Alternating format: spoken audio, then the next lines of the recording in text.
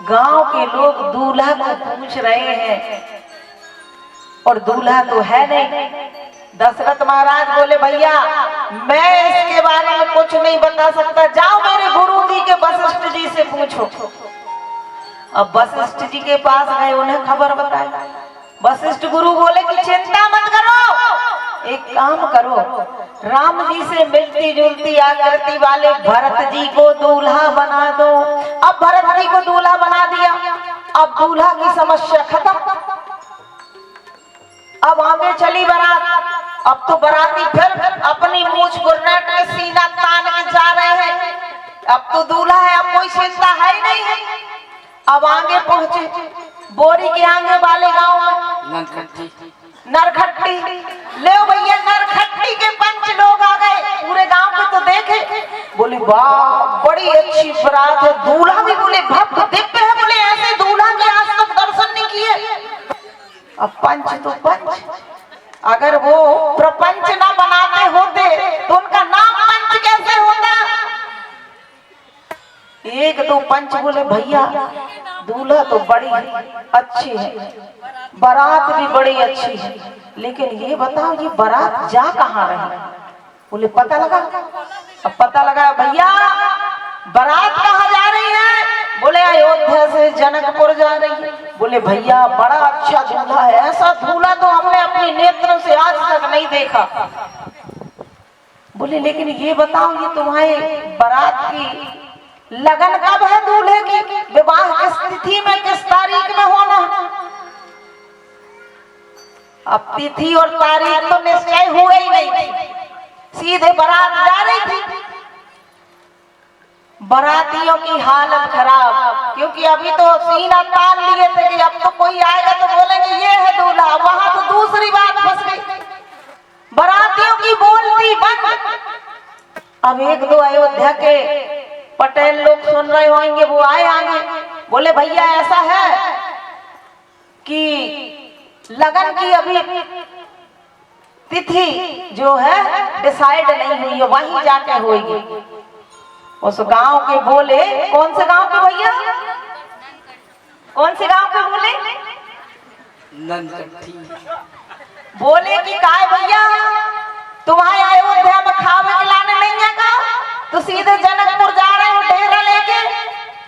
बोले ऐसा कहीं हो तो है कि बिना दिन तिथि के तारीख के बारात लेके कोई जाए।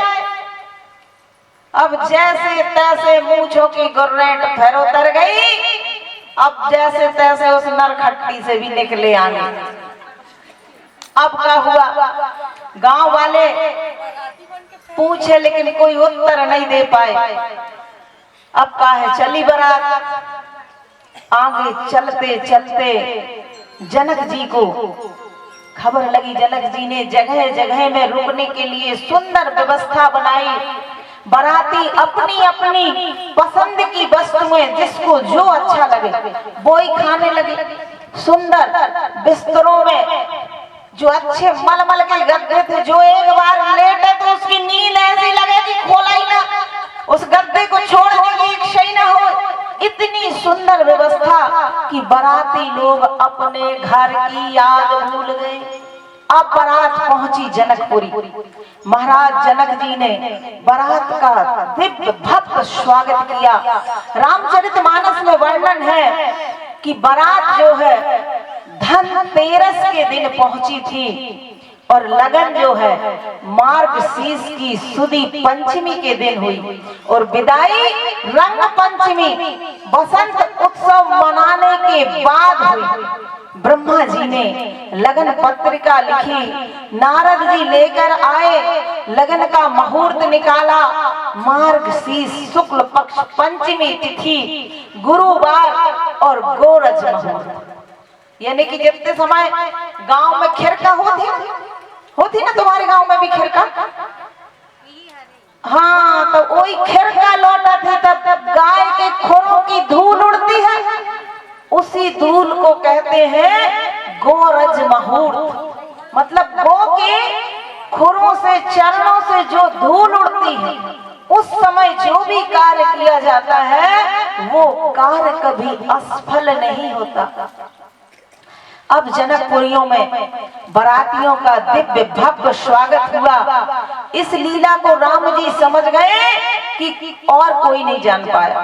किसी महिमान गुनायक जानी, सिया महिमान गुनायक जानी, हर से हृदय तू पहचानी,